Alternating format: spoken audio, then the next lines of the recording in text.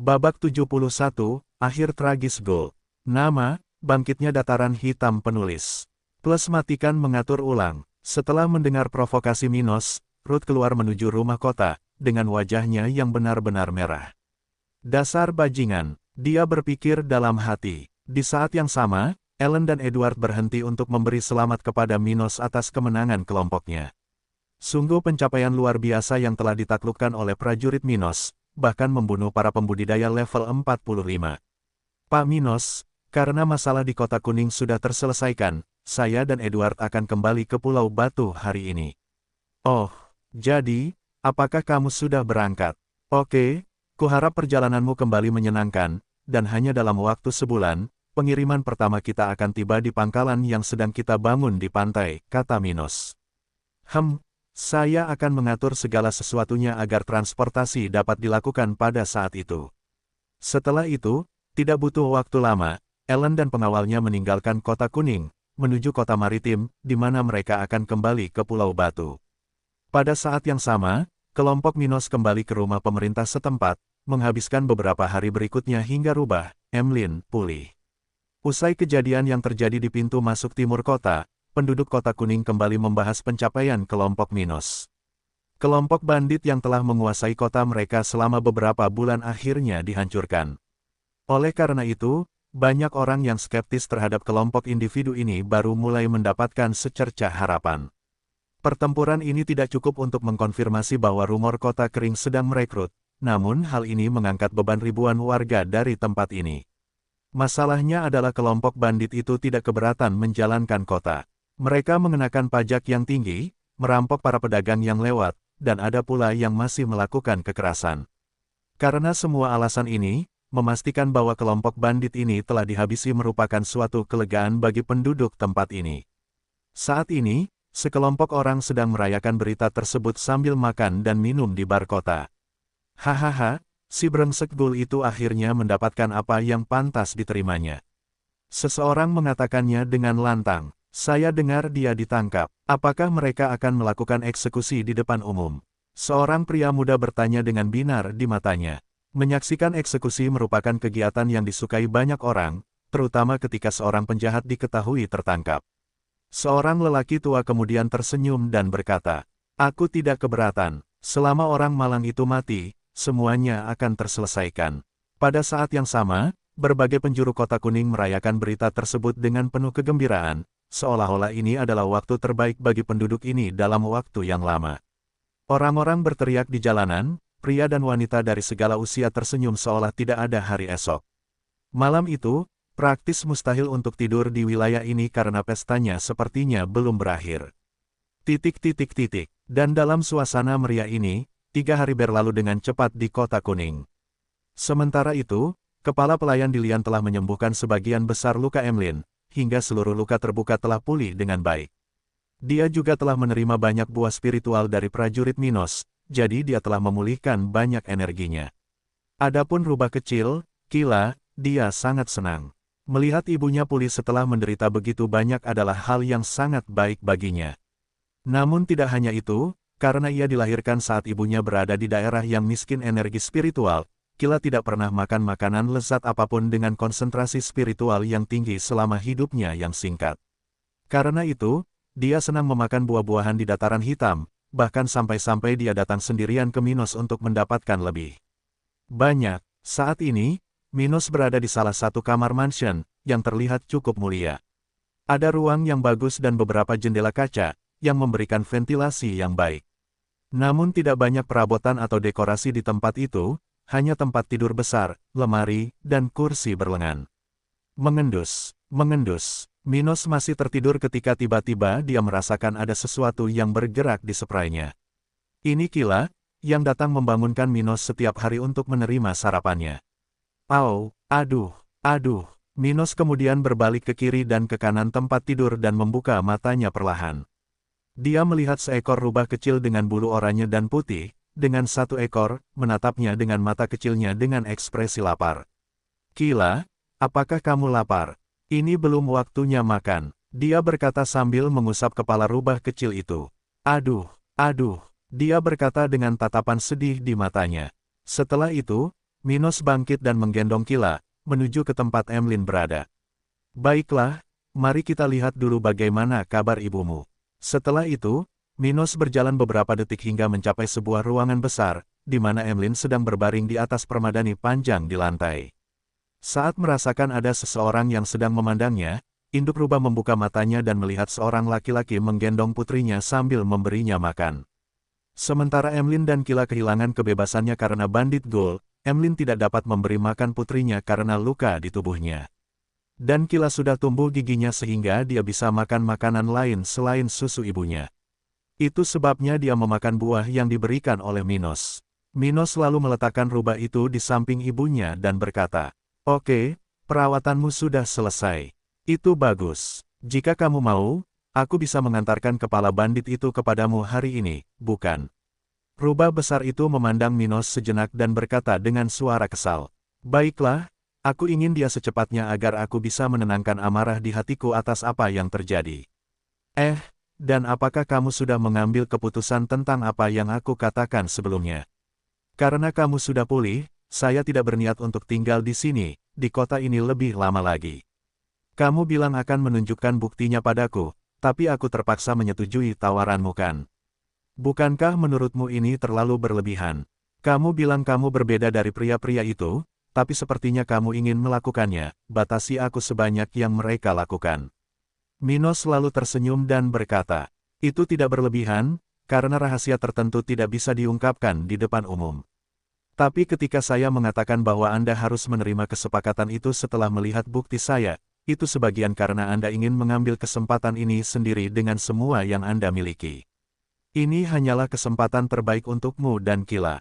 Setelah mengatakan ini, Minos membiarkan ibu dan putrinya makan dengan tenang sementara dia pergi untuk sarapan.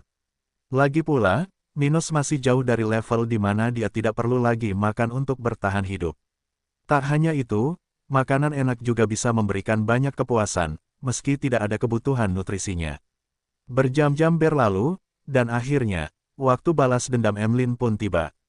Semua prajurit Minos sudah berkumpul di halaman luar mansion. Minos, Dilian, dan Ruth juga sedang duduk di teras, memandangi ketiga pria yang berlutut di lantai. Ini adalah Ghoul, Dougal, dan pria berotot. Minos bermaksud meninggalkan kota kuning dalam beberapa jam ke depan, jadi dia harus menyelesaikan situasi ketiganya. Dia lalu berkata dengan lantang sambil menatap Dougal, "Kamu memberiku informasi nyata, jadi aku akan membiarkanmu hidup. Lepaskan kekuatan spiritualmu dan biarkan salah satu prajurit di sini menghancurkan budidaya spiritualmu." Untuk menghancurkan pengembangan spiritual seseorang, ada dua cara untuk melakukan hal ini, pertama dengan melukai jiwa orang tersebut secara serius dan kedua dengan menghilangkan energi spiritual individu tersebut dan kemudian menghancurkan organ sensitif kultivator tersebut. Menghancurkan organ ini saja tidak cukup tanpa menghilangkan budidaya terlebih dahulu. Ini karena energi spiritual penggunanya selalu melindungi organnya, dan energi spiritual tidak mungkin dimusnahkan. Itu tidak bisa diraba, sehingga membuatnya tidak bisa dihancurkan, bahkan untuk dewa. Energi spiritual hanya dapat terbentuk dari titik di mana kultivator menggunakan teknik spiritual. Dougal kemudian dengan enggan melepaskan energi spiritualnya. Dengan cepat, mereka yang berada di level 40 menyadari bahwa level Dougal telah naik dari level 43 ke level 0 hanya dalam beberapa detik. Dia tampak kelelahan, wajahnya menjadi pucat pasi setelah melakukan ini. Segera setelah itu, salah satu prajurit Minos membuat sayatan kecil setinggi leher Dougal, mengeluarkan kelenjar transparan kecil dari tempat itu. Ini adalah kelenjar spiritual, organ yang bertanggung jawab atas manipulasi spiritual manusia. Tak lama setelah melihat ini, Minos berkata dengan lantang sambil melihat kedua pria yang tersisa. "Yah, tidak ada ampun bagi siapapun di antara kalian. Sersan Humbert, penggal kepala pria berotot itu dan biarkan induk rubah datang ke sini." Setelah mengatakan itu, Emlyn segera memasuki halaman dengan tatapan berdarah di matanya sementara dia melihat ke arah Ghoul dan kemudian mulai bergerak. Kebanyakan orang di tempat ini bahkan tidak menyadari ketika pria berotot itu kehilangan akal. Pemandangan yang dilakukan induk rubah terlalu mengejutkan bagi mereka untuk mencari di tempat lain. Setelah melompat ke arah Ghoul, dia segera mulai melahap mantan bos bandit itu. "Ahahaha, Gul berteriak putus asa saat melihat rubah besar melahap salah satu kakinya. Ini adalah hal yang mengejutkan untuk dilihat dan dirasakan. Bayangkan menyaksikan seekor binatang melahapmu sedikit demi sedikit. Pada saat yang sama dia merasakan sakit fisik yang luar biasa, Gul juga memiliki perasaan takut yang terpendam, mengetahui bahwa binatang spiritual ini akan melahapnya sepenuhnya. Ini adalah situasi yang menjengkelkan. Beberapa hari yang lalu, dia sangat gembira dengan apa yang dapat dilakukan rubah dan anaknya untuknya. Tapi sekarang, itu adalah akhir dari tugas Gul. Dan dengan rasa sakit fisik dan ketakutan akan kematian yang akan segera terjadi, Gul dengan cepat mulai kehilangan akal sehatnya, berteriak-teriak liar dan bahkan tertawa. Wow, sepertinya dia jadi gila, pikir Minos melihat pemandangan itu. Di saat yang sama, semua prajurit yang menemani Minos dalam perjalanan ini merasa tidak enak atas apa yang terjadi. Melihat seseorang perlahan-lahan dimangsa oleh makhluk spiritual bukanlah hal yang mudah untuk ditanggung. Beberapa dari mereka langsung muntah, sementara yang lain takut pada Emlyn. Jika dia memutuskan untuk menemani Tuan Muda, bagaimana kita bisa bersantai? Banyak tentara berpikir sambil menunjukkan ekspresi ketidaknyamanan di wajah mereka. Ruth lalu bertanya pada Minos, apakah kamu tidak peduli dia melakukan ini? Dia menghela nafas dan akhirnya berkata, meskipun dia adalah musuh, menurutku sangat salah jika membiarkan makhluk spiritual memangsa manusia. Aku tidak peduli. Dia mendapatkan apa yang pantas dia dapatkan. Tidak ada bedanya jika dia manusia dan dia adalah makhluk spiritual. Minos berkata tanpa ada perubahan pada ekspresinya. Dengan segala ilmu yang dimiliki Minos, kepribadiannya tidak bisa dikatakan alim. Dia tahu bahwa ada tujuan yang jauh lebih buruk daripada dimakan binatang buas.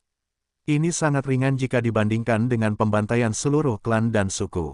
Di benua binatang, bahkan di beberapa suku, praktik kanibalisme setelah pertempuran antar anggota ras yang sama bukanlah hal yang aneh. Jadi, melahap musuh manusia tidak lebih dari tindakan kecil bagi makhluk spiritual ini. Mendengar perkataan Minos, Ruth berhenti bicara dan mulai memikirkannya. Ini adalah dunia yang kejam, di mana binatang diubah menjadi makanan manusia setiap hari. Jadi mengapa aneh jika binatang melakukan hal itu pada manusia? Tidak butuh waktu lama, dan Emlyn melahap habis mantan kepala bandit itu. Setelah itu, dia berbalik dan melihat ke arah Minos lalu kembali ke kamar, tempat dia dan putrinya menginap menunggunya. Minos sudah menyuruhnya menunggunya di ruangan itu jika dia ingin melihat apa yang dia tunjukkan padanya. Minos tidak akan membawanya ke kerajaan tata ruang dari tempat terbuka yang penuh dengan orang, seperti halaman ini. Setelah rubah besar berekor 5 meninggalkan halaman, para prajurit akhirnya menghela nafas lega, stres mereka akan berkurang jika dia tidak ada. Baiklah kawan, itu saja. Lakukan persiapan terakhir secepatnya untuk meninggalkan kota kuning. Minos berkata setelah menghela nafas lega. Dia akhirnya menyelesaikan semuanya dalam perjalanan ini. Oke, saya hampir lupa. Beritahu penduduk kota kuning bahwa kita akan berangkat hari ini. Ucapnya sebelum bangkit dan pergi dari tempatnya berada. Setelah itu, dia berjalan sendirian menuju lantai pertama mansion, tempat Emlyn dan Kila tinggal. Ini adalah ruangan besar, hampir kosong dan dengan karpet besar di lantai. Dilian telah memilih lokasi ini untuk meninggalkan pasangan rubah, karena tidak ada tempat lain di rumah besar ini yang tersedia bagi mereka. Saat memasuki ruangan, Emlyn dengan penuh kasih menjilati rambut Kila sementara rubah kecil itu membalikkan perutnya ke arah ibunya. Minos lalu berkata sambil tersenyum, aku senang kamu memutuskan untuk menerima tawaranku. Sekarang aku akan membawamu dan Kila ke tempat lain. Tempat yang berbeda, ibu rubah bertanya, aku perlu menyentuh kalian berdua untuk ini. Dia lalu berkata sambil membungkuk dan mengambil rubah kecil yang sedang bermain dengan ibunya. Aduh. Setelah itu, Minos meletakkan tangannya yang lain di leher Emlyn dan kemudian mengaktifkan cincin uniknya, yang memungkinkan dia masuk dan keluar dari kerajaan tata ruang. Saat menyadari tindakan Minos, Emlyn merasa sangat aneh namun tidak berkata apa-apa. Namun, berulang kali ruangan di sekitarnya berubah dengan cepat, dari ruangan kosong dan luas menjadi hutan yang sangat rimbun. Apa? Dia berseru keras ketika dia menyadari perubahan pemandangan yang tiba-tiba. Ini, dia membawaku ke tempat yang benar-benar berbeda. Dia berhenti memikirkannya ketika dia merasakan sekelilingnya.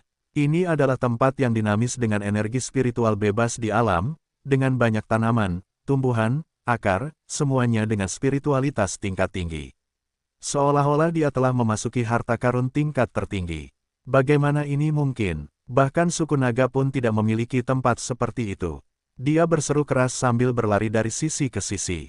Dengan indera spiritual yang berkembang dengan baik, dia bisa merasakan betapa berharganya tempat ini. Namun tidak hanya obat-obatan spiritual, tanah itu sendiri, air, dan bahkan udara, semuanya memiliki kualitas terbaik. Dan hal yang paling mengesankan bukanlah itu, tapi jumlah dari masing-masing sumber daya. 1, 2, 29, 82. Ya Tuhan, bagaimana bisa ada begitu banyak obat tingkat Sein di satu tempat? Dan semuanya memiliki jenis yang sama. Setelah mengendus dan mengidentifikasi banyak tanaman di kerajaan tata ruang, Emlyn akhirnya kembali ke Minos dengan ekspresi kekaguman di wajahnya. Itu tidak kurang. Dengan tempat seperti itu, dia bahkan bisa memberi makan naga hingga level 100. Dia kemudian mendekati Minos dan bertanya dengan rasa ingin tahu.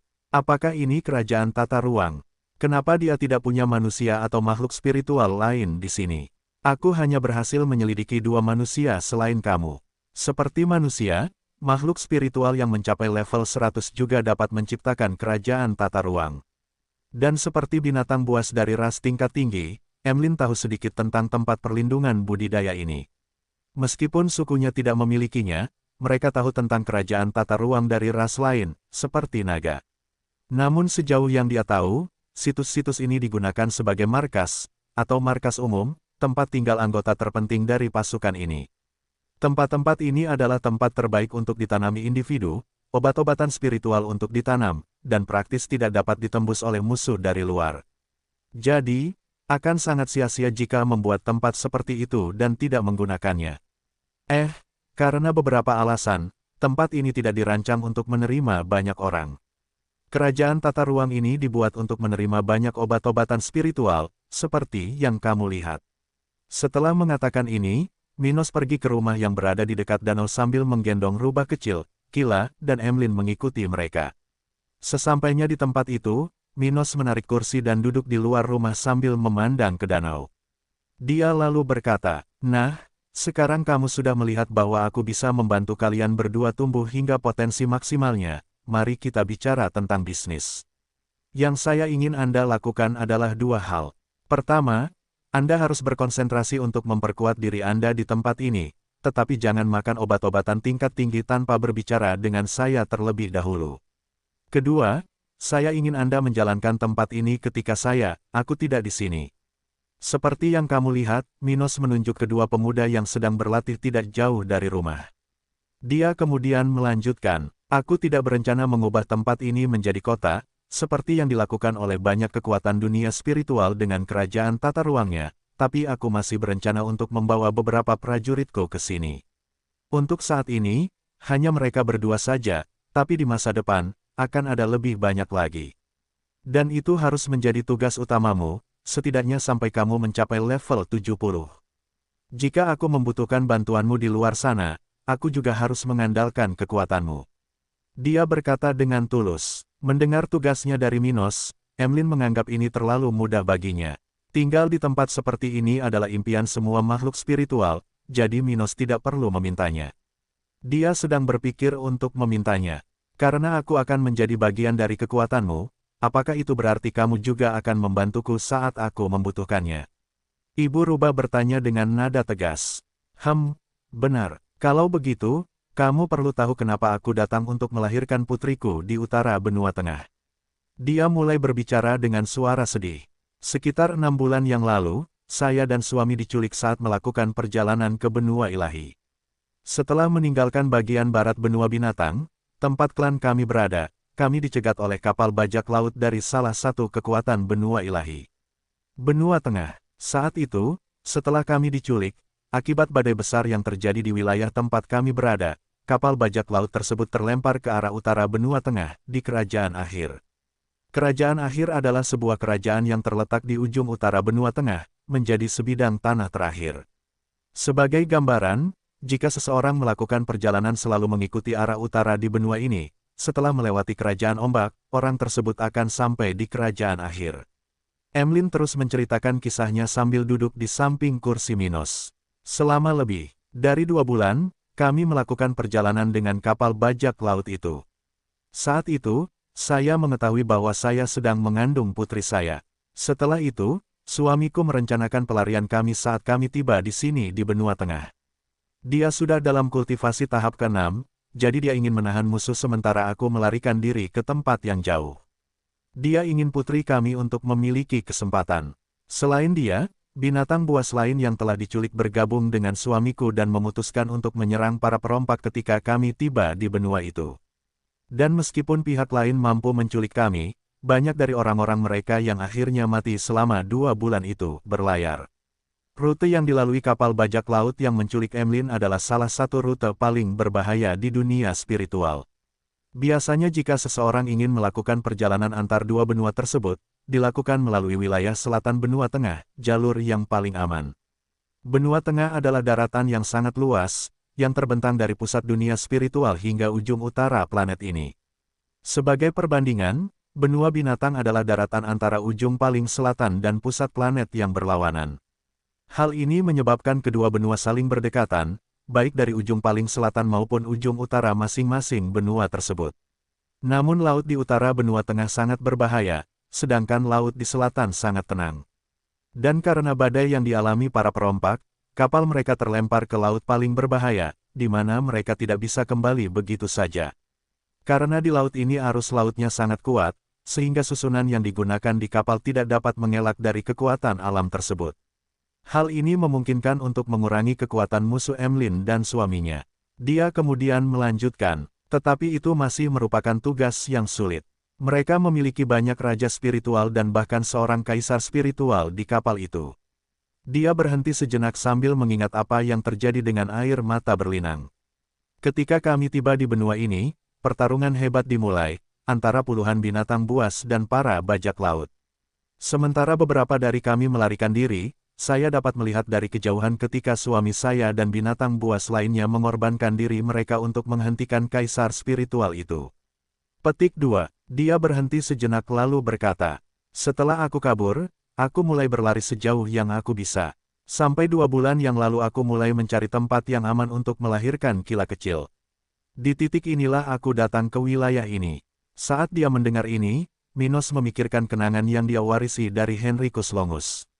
Sejak saat itu, dia mengetahui bahwa beberapa keluarga terkemuka di selatan benua tengah, sejak saat itu, telah mensponsori kelompok bajak laut, yang membawa makhluk spiritual dari benua binatang. Keluarga-keluarga ini biasanya membeli pasangan binatang rohani dari ras yang sama, meninggalkan mereka bersama-sama untuk berkembang biak.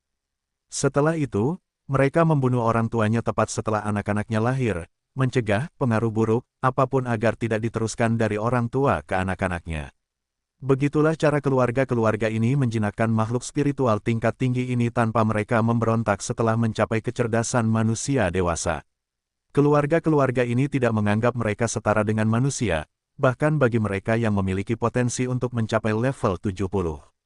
Bagi mereka, binatang buas ini hanya sedikit lebih baik dari yang lain dan hanya pantas mendapatkan posisi sebagai pelayan dari keluarga besar di benua tengah. Minos lalu berkata, "Aku turut berduka atas kehilanganmu. Tapi tahukah kamu kekuatan apa yang ada di balik kelompok bajak laut yang menyerang mereka?" Dia menggelengkan kepalanya dan berkata, "Tidak, saya baru saja melihat simbol segitiga merah di pakaian beberapa dari mereka. Oke, mari kita lakukan sesuatu di masa depan." Minos menghela nafas dan berkata, "Tapi itu akan memakan waktu beberapa dekade, apakah kamu mengerti?" Aku tahu. Minos tidak tahu apa-apa tentang simbol ini. Tapi itu sudah diduga. Pengetahuannya tentang geopolitik berasal dari jutaan tahun yang lalu, jadi wajar saja jika dia tidak mengetahuinya. Namun itu adalah petunjuk penting yang akan dia ikuti ketika saatnya tiba. Minos kemudian bangkit dari kursinya dan berkata dengan lantang ke arah Alison dan Lee. "Kalian berdua, kemarilah." Setelah menyadari bahwa Minos ada di sini, kedua pemuda itu berlari ke arahnya dengan cepat.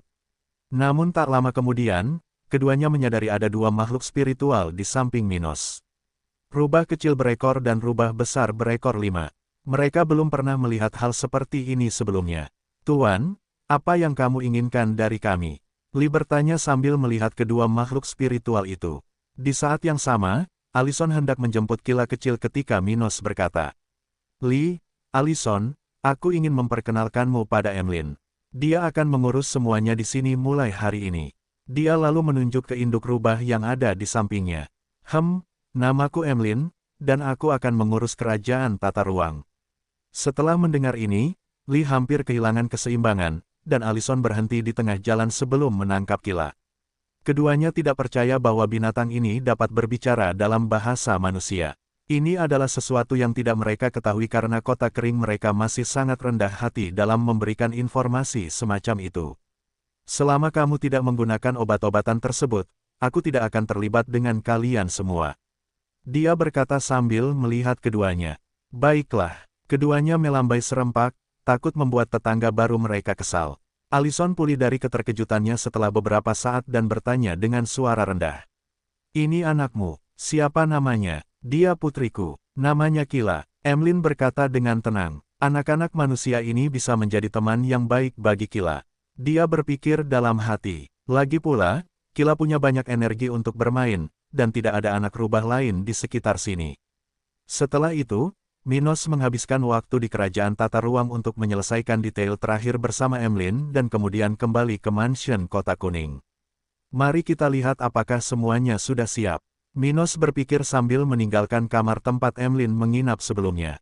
Dia kemudian menuju pintu keluar mansion, melewati taman depan, menuju gerbang, di mana dia melihat Ruth muda menunggu. Dia cantik seperti biasanya, mengenakan gaun yang tidak terlalu pendek atau terlalu panjang, dengan belahan dada yang bagus di sekitar payudaranya dan rambut hitam indahnya tergerai di udara. Minos memperhatikannya baik-baik dan kemudian tersenyum saat dia mendekatinya.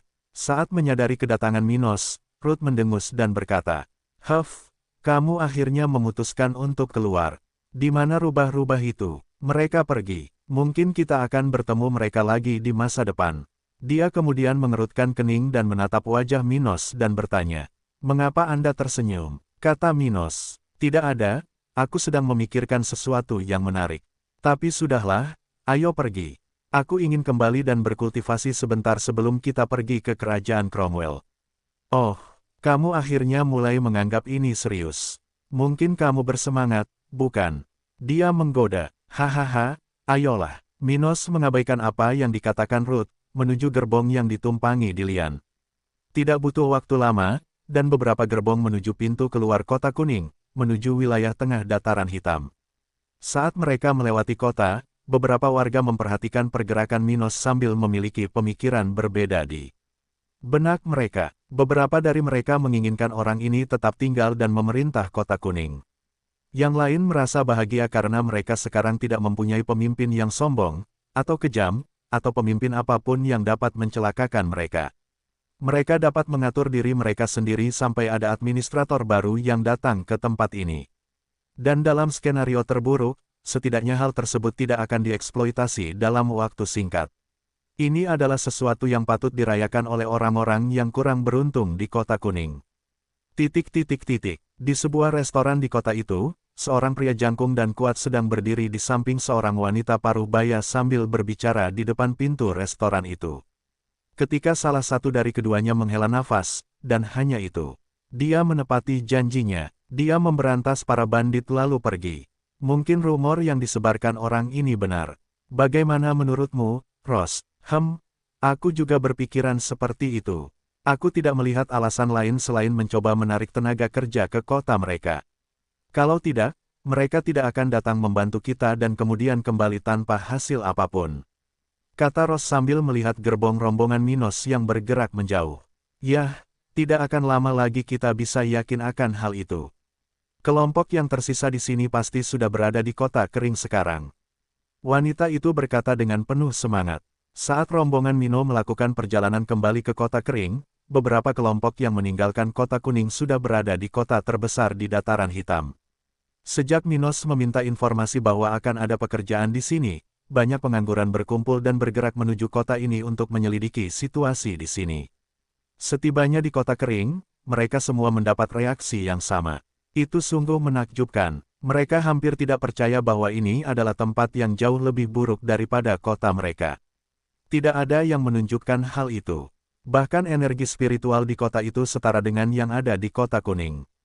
Tak hanya itu, melihat suburnya ladang tanaman tak jauh dari kota menunjukkan bahwa memang ada permintaan yang besar dari para petani di tempat ini.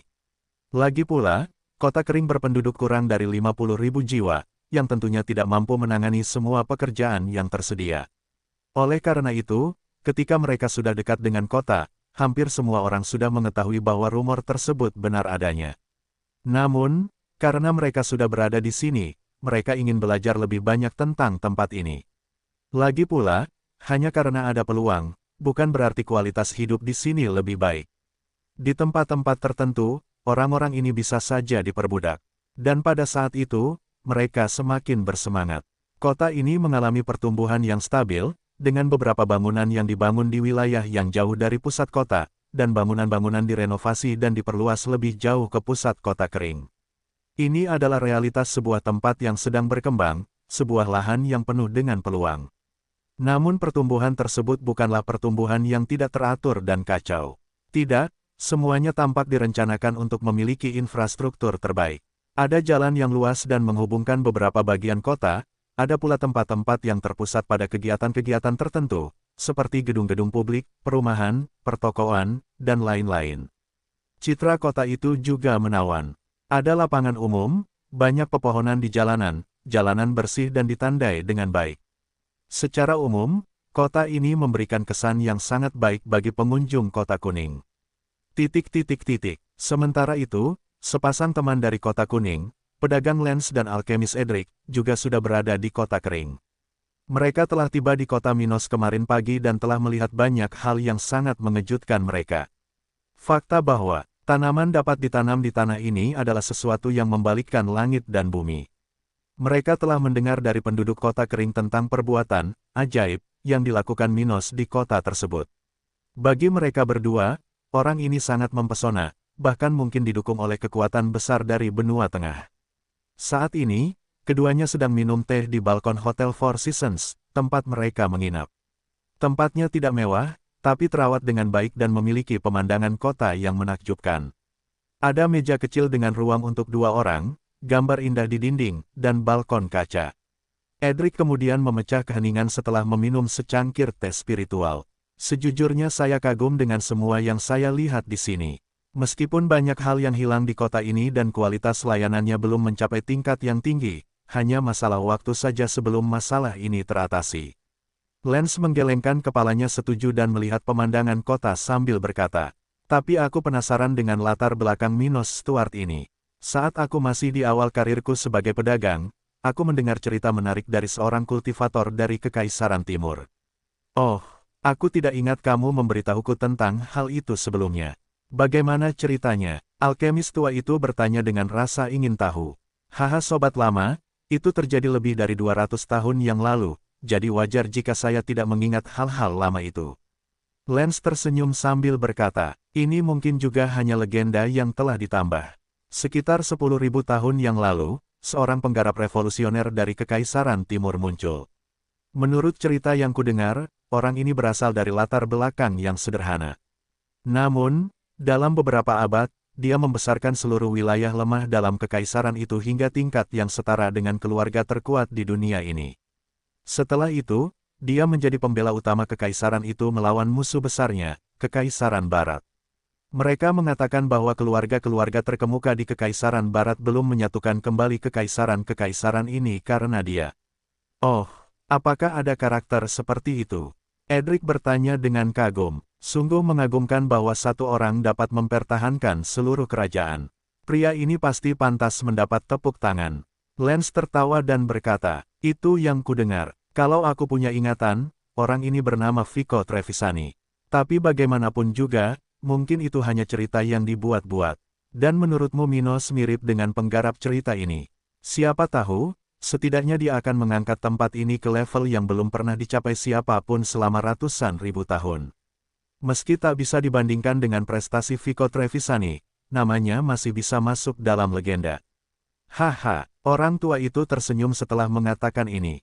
"Tapi, ganti topik, kamu pasti bersemangat berbisnis dengan tempat ini, kan?"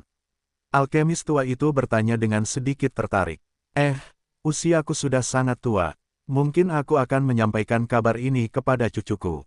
Dia sangat berbakat, dan itu bisa membantunya mendapatkan tempat di dalam keluarga. Lance menjawab dengan tenang. Dan kamu, ini tentu saja merupakan kesempatan emas bagi seorang alkemis yang tinggal selangkah lagi untuk mencapai kelas 2, seperti kamu. Meskipun aku tidak mau, aku tetap harus datang ke sini. Dengan berkembangnya tempat ini, Kota Kuning sudah selesai bagiku. Banyak orang dari sana akan datang ke sini. Sial, aku berani mengatakan itu dengan tempat ini, kota itu mungkin akan ditinggalkan. Tapi ini yang terbaik. Bahkan jika tempat ini sudah memiliki alkemis lain, dia tidak memiliki kapasitas untuk memenuhi permintaan seperti itu. Lance berkata dengan percaya diri. Tentang itu, ... Sementara kedua teman lama itu menikmati percakapan sambil minum teh dan menikmati pemandangan kota, kelompok lain membuat penemuan di tempat baru ini. Tidak butuh waktu lama, dan seseorang mengetahui tentang alkemis kota kering dan harga super murah yang dia kenakan kepada penduduk kota. Pil tersebut harganya kurang dari sepertiga dari nilai yang ditemukan di bagian lain di utara benua tengah. Hal itu sendiri merupakan keuntungan besar bagi mereka yang memiliki talenta rendah dan tidak mampu membeli pil spiritual. Hanya dengan tinggal di kota ini, mereka bisa mendapatkan diskon 700 kristal saat membeli pil bermutu tinggi kelas 1. Sepertinya kota memberi mereka kristal ini. Luar biasa, aku hampir tidak bisa membuat 100 kristal dalam setahun, tapi orang-orang ini mendapat diskon sebesar itu. Salah satu penduduk Kota Kuning berkata dengan lantang kepada seorang teman yang telah memberitahunya tentang hal itu. Hei, Bernard, kudengar mereka juga akan mempekerjakan 600 tentara dalam 3 bulan ke depan. Tampaknya kriteria minimumnya adalah memiliki bakat biru dan menjadi penduduk Kota Kering. Seorang pria jangkung berkata sambil berbicara dengan seorang teman dekat. Hanya itu, tentu saja tidak, idiot. Hanya mereka yang memiliki level tertinggi di setiap tahap kultivasi yang mendapatkan lowongan tersebut. Tapi hanya masalah waktu sebelum kita memiliki kesempatan. Oh, bagus sekali. Bagaimana kalau kelompok kita segera kembali? Bagaimana menurutmu, Greg? Bernard bertanya pada temannya. Sebaiknya kita pindahkan keluarga kita ke sini secepatnya.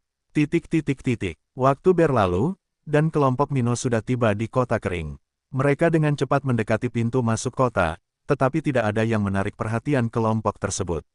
Ini adalah perjalanan singkat yang hanya memakan waktu seminggu lebih, jadi tidak ada perubahan signifikan yang terlihat pada kelompok yang berangkat misi di Kota Kuning. Rumah manis. Salah satu tentara berkata sambil berbaring di salah satu gerbong. Tidak hanya prajurit ini yang bahagia, tapi semua orang juga senang. Misi ini telah membuahkan hasil bagi mereka semua, dan mereka masih mendapat libur beberapa minggu karenanya. Itu hanyalah impian banyak dari mereka. Di saat yang sama, kepala pelayan Dilian melihat kota dari dalam gerbong dan berkata kepada Minos. Aku penasaran untuk mengetahui berapa banyak orang yang datang dari Kota Kuning dalam beberapa hari terakhir. Hanya masalah waktu sebelum banyak dari mereka datang ke sini. Minos tersenyum dan melanjutkan, aku ingin melihat ketika aku kembali dari turnamen spiritual seberapa besar kemajuan Kota Kering. Tapi kakek Dilian akan memiliki banyak pekerjaan mulai sekarang. Sesampainya di Kota Kering, rombongan segera kembali ke mansion Minos, di bagian tengah kota. Sesampainya di sana, rombongan diterima oleh Sekretaris Mia dan Sersan Pike, yang tetap memimpin kota selama beberapa hari terakhir. Ketika Pike dan Mia melihat kelompok tersebut kembali tanpa mengalami kerugian setelah lebih dari seminggu, mereka tahu bahwa misi tersebut telah berhasil, tanpa kemunduran yang berarti. Karena itu, mereka berdua tersenyum sambil menunggu untuk berbicara dengan Minos dan Dilian tentang hal-hal yang terjadi di kota beberapa hari terakhir ini. Selamat datang kembali, Tuan Muda, kepala pelayan Dilian. Keduanya berkata serempak. Pada saat itu, para prajurit yang bepergian bersama Minos kembali ke rumah mereka, bersama Minos, Ruth, dan Dilian menuju ke bagian dalam mansion. Setelah berjalan beberapa detik, rombongan akhirnya sampai di kantor Minos, di mana mereka bisa berbincang dengan lebih damai. Sesampainya di kantornya, Minos segera duduk di kursinya dan menghela napas sebelum berbicara. Nah, bagaimana beberapa hari terakhir ini di sini? Apa terjadi sesuatu yang penting? Pike, yang berdiri di sisi kanan meja Minos, berkata sambil tersenyum. Haha, tidak ada masalah yang terjadi, Tuan Muda. Tetapi beberapa orang dari Kota Kuning telah tiba di kota kami dalam beberapa hari terakhir. Ini normal. Kami sudah menyebarkan rumor bahwa ada peluang kerja di Kota Kering ini, jadi banyak dari mereka pasti datang untuk memeriksa informasi ini. Kata Dilian sambil bersantai di salah satu sofa kantor. Baiklah, ini bagus. Seharusnya tidak lama lagi migrasi akan dimulai, tapi mungkin akan terjadi secara bertahap, seperti yang terjadi pada populasi yang tinggal di bagian lain dataran hitam. Minos serius sejenak dan berkata, tetapi beritahu orang-orang ini, yang sudah berada di sini tentang jadwal perekrutan. Mereka harus tahu kapan waktu terbaik untuk datang. Oke, aku akan melakukan ini segera setelah aku kembali ke markas. Pike merespons dengan cepat. Minos tidak ingin populasi besar datang sekaligus. Mereka mungkin mempunyai banyak peluang di Kota Kering, namun siapapun yang tertarik bekerja di bidang pertanian harus menunggu untuk datang ke sini ketika panen hampir selesai. Dengan demikian, tidak lama kemudian mereka mendapatkan pekerjaan di ladang dataran hitam. Tentu saja, jika keluarga-keluarga ini memutuskan untuk datang lebih awal, Kota Kering akan tetap menyambut mereka dengan pintu terbuka, bahkan sebelum panen berikutnya terjadi. Banyak peluang lain di kota ini yang menuntut orang-orang baru. Jadi, orang-orang yang datang lebih awal masih memiliki sesuatu untuk dilakukan di sekitar sini. Misalnya, kota tersebut saat ini hanya memiliki satu hotel. Tentu saja, beberapa keluarga hotel di Kota Kuning dapat memanfaatkan fakta ini dan menambah jumlah hotel di kota tersebut. Tindakan ini dapat menciptakan siklus pertumbuhan, dengan merekrut karyawan, mempekerjakan tukang bangunan, membeli barang di toko, makanan, dan lain-lain, yang dapat mendukung pertumbuhan lokal. Hanya penambahan hotel baru di kota yang dapat merangsang perekonomian lokal. Tapi itu hanya sesuatu yang lebih singkat. Banyak layanan yang masih kurang di Kota Kering, seperti restoran kelas atas, toko pandai besi, toko susunan, toko obat, dan banyak aktivitas penting lainnya yang diperlukan di kota maju. Setelah Pike memberikan jawabannya, Sekretaris Mia kemudian berbicara untuk pertama kalinya. Tuan Muda, perpustakaan umum yang Anda minta sudah siap selama beberapa hari sekarang. Oh, saya hampir lupa, Tuan Muda. Seperti yang diminta, saya telah menyampaikan perintah Anda kepada Sekretaris Mia, tetapi saya lupa menyelidiki bagaimana keadaan perpustakaan ini. Dilian berkata sambil tersenyum minta maaf. Minos telah memerintahkan pembangunan perpustakaan ini sebelum dia berangkat ke Pulau Batu beberapa bulan yang lalu. Dia ingin menyediakan teknik tingkat biru sehingga siapapun di Kota Kering dapat mempelajarinya. Ini merupakan langkah penting untuk memperkuat populasi kota. Ini karena, meskipun teknik tingkat biru tidak menarik perhatian kekuatan besar di bagian benua tengah ini, orang-orang dengan bakat rendah dan dari luar keluarga besar, umumnya mereka hanya bisa puas dengan teknik tingkat putih. Hal ini benar-benar merupakan kerugian besar bagi mereka dan sulit untuk diselesaikan. Sebagai gambaran, bawahan dari keluarga besar dan dengan bakat hitam umumnya memiliki teknik klasifikasi tingkat biru dan 1 atau 2 klasifikasi tingkat hitam. Mereka yang memiliki bakat biru umumnya memiliki sebagian besar teknik tingkat putih, dan teknik tingkat biru, sebagian kecil. Dan orang-orang berkulit putih yang malang itu, bahkan yang memiliki teknik tingkat biru, dapat dianggap sebagai mimpi. Dan itu juga salah satu alasan mengapa orang-orang dengan talenta rendah berkultivasi dengan sangat lambat. Ini karena teknik budidaya tingkat rendah mereka. Misalnya, teknik tingkat putih memiliki efisiensi 40%, sedangkan teknik tingkat biru memiliki efisiensi 50%. Dengan ini, seseorang yang menggunakan teknik budidaya tingkat biru akan 25% lebih cepat dalam budidaya dibandingkan seseorang yang menggunakan teknik budidaya tingkat putih. Perbedaannya tidak sedikit. Jika orang-orang ini berkultivasi selama 100 tahun, yang satu akan unggul 25 tahun dibandingkan yang lain. Bakat juga dapat meningkatkan atau menurunkan kecepatan kultivasi seseorang, namun pengaruh yang lebih signifikan dari kecepatan kultivasi masih lebih bergantung pada kualitas teknik yang dilatih. Oleh karena itu, orang-orang dengan teknik yang sangat baik dapat berkultivasi hingga tahap ketiga dalam beberapa tahun, namun orang-orang dengan teknik yang lebih rendah harus bekerja selama beberapa dekade untuk mencapai hal ini. Karena itu, Minos memutuskan untuk melepaskan teknik ini kepada penduduk kota kering untuk meningkatkan kekuatan mereka lebih cepat. Dan mengapa dia tidak melakukannya sebelumnya, itu karena mereka tidak memiliki anggaran yang cukup atau bahkan teknik tingkat itu tidak banyak. Pertama, anggaran mereka terbatas dan terfokus pada peningkatan lahan pertanian, peningkatan jumlah tentara dataran hitam, dan pembelian sumber daya yang diperlukan untuk para prajurit di tempat ini. Mengenai jumlah teknik, kelompok Minos awalnya memiliki kurang dari 100 teknik, yang merupakan jumlah yang terlalu kecil untuk memulai sebuah perpustakaan. Namun saat pasukan terbentuk, kepala pelayan Dilian mengumpulkan teknik tingkat biru dari prajurit yang menerima teknik tingkat hitam hingga dia mengumpulkan lebih dari 1.500 teknik. Hal ini terjadi sekitar 4 bulan lalu sebelum Minos memerintahkan pembangunan perpustakaan umum. Minos lalu tersenyum dan berkata, "Yah, tidak ada masalah. Kakek Dilian bisa meneruskan teknik tingkat biru itu ke perpustakaan. Kami akan membukanya besok untuk umum." Setelah mengatakan ini, kelompok itu mengucapkan selamat tinggal, dan masing-masing dari mereka melanjutkan urusannya masing-masing. Pike pergi untuk menyelesaikan masalah calon imigran dari Kota Kuning. Mia melanjutkan pelayanan administrasinya sementara Dilian menuju perpustakaan yang telah dibangun, tidak jauh dari mansion. Adapun Ruth, dia pergi ke kamarnya, di area kunjungan rumah Minos, tempat dia tinggal. Dia ingin beristirahat dari hari-hari terakhir perjalanannya, tidur siang yang nyenyak. Lagi pula, bahkan bagi kultivator seperti dia, tidak nyaman untuk tidur selama perjalanan beberapa hari. Adapun Minos, dia kembali ke kerajaan tata ruang dan memutuskan untuk beristirahat selama beberapa jam sebelum pelatihan. Lebih baik beristirahat di tempat yang lebih kaya energi spiritual dan tempat yang tenang seperti kerajaan tata ruang. Hal ini memberikan perasaan seperti tidur di surga, dengan suhu yang menyenangkan dan suara angin sebagai latar belakang. Beberapa jam berlalu, dan berita bahwa perpustakaan umum kota kering akan dibuka sudah menyebar ke seluruh kota. Tentu saja, bawahan Minos melakukan ini atas perintahnya. Lagi pula, tidak masuk akal membuka tempat seperti ini jika orang tidak mengetahuinya. Dan karena itu, ribuan orang menjadi sangat cemas karena, bagi banyak dari mereka, mereka akhirnya bisa melatih teknik tingkat biru. Namun tidak hanya itu, bagi banyak orang ini juga merupakan kesempatan untuk hidup lebih baik. Lagi pula, banyak penggarap di kota ini sudah berada di akhir masa hidup mereka, dengan hanya harapan bahwa mereka akan maju sebelum masa mereka berakhir.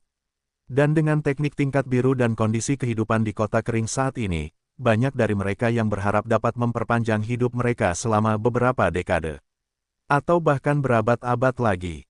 Hal ini pula yang menjadi cita-cita anak cucu yang menyaksikan orang tua dan kakek neneknya meninggal sedikit demi sedikit. Orang-orang ini ingin bekerja keras untuk membayar pil spiritual, yang dapat membantu nenek moyang mereka meningkatkan harapan hidup mereka.